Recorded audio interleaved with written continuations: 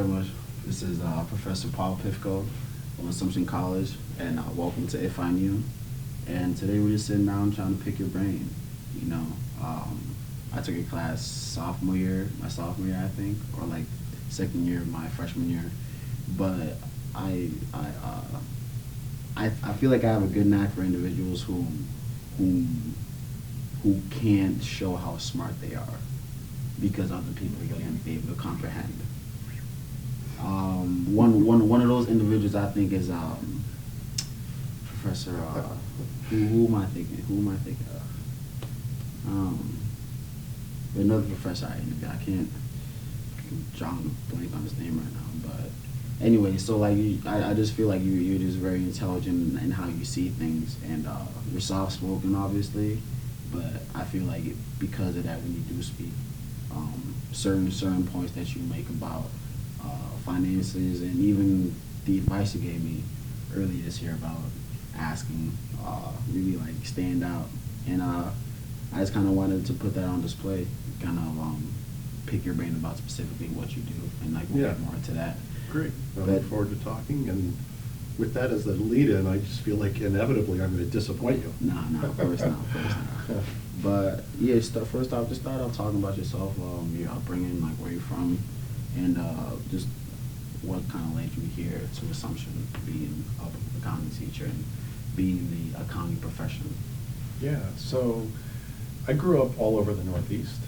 My father was first in the Navy, and then he was in sales. And so both of those careers mean some moving around, and mostly our moves had to do with his career in sales. So at different times I was born in Maryland, I lived in upstate New York, I moved back to Maryland, and I moved to Massachusetts just before high school.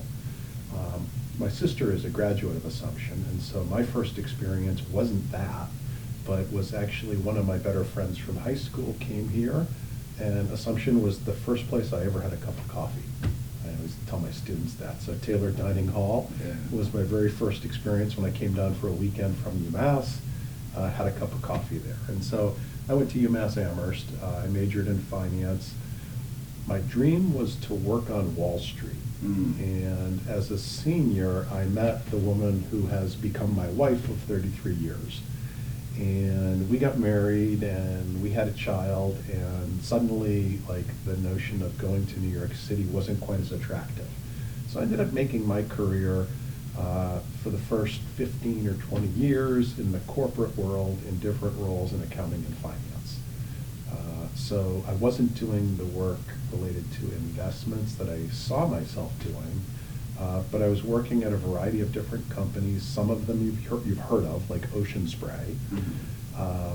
Other companies that were tech companies that might have at one point thrived, but are no longer in business. There was a small computer networking company called Proteon. And in the early days of computer networking, when companies that you've heard of, like Cisco Systems, were equally small, Proteon existed and was seen by many in the industry from a technology standpoint as having the best tech among their peers. But they really didn't know how to market it. And so the company existed for a number of years, and then effectively sold their technology, and that was the end of the company.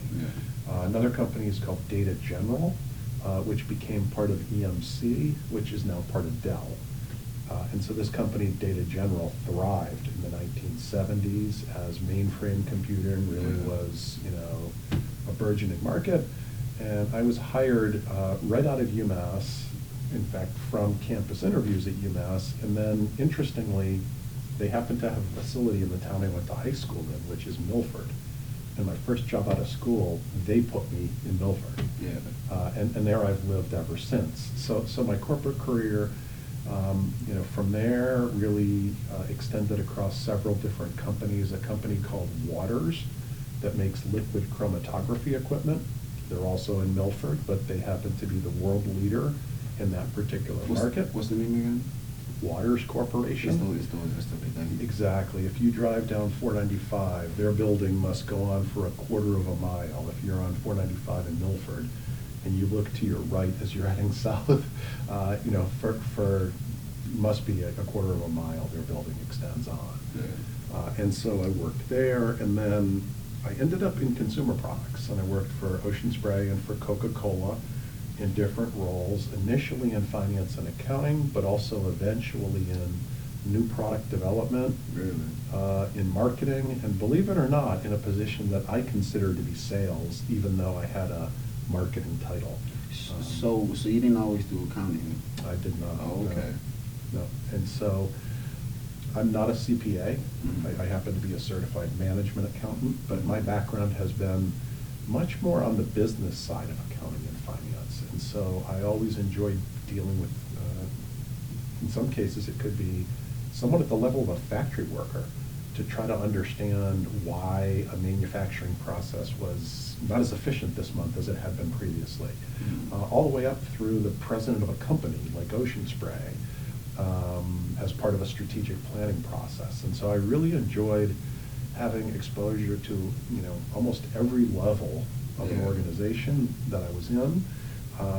And I learned something from everyone that I dealt with from top to bottom in the organization. Probably in my late 30s was when I taught for the first time, and I did it part-time, and it grew on me.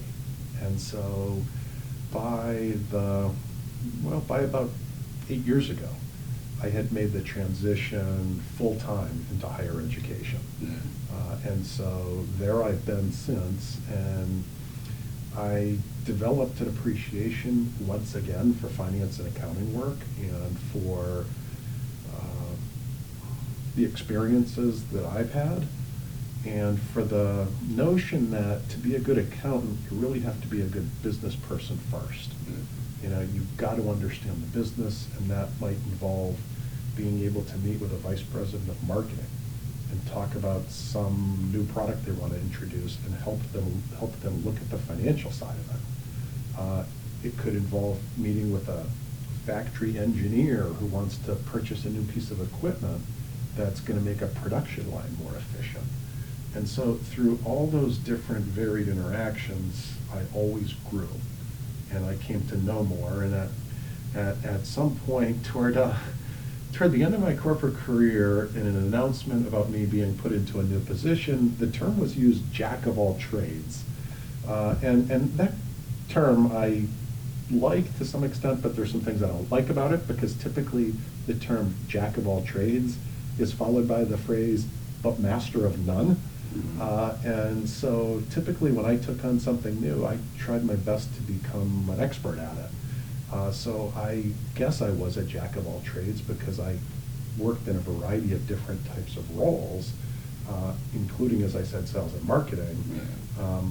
I'm not sure I was an expert marketer. That's certainly nothing I would claim, but I tried to learn as much as I could at every one of those stops. And so, yeah, I think that was a good description of my corporate career.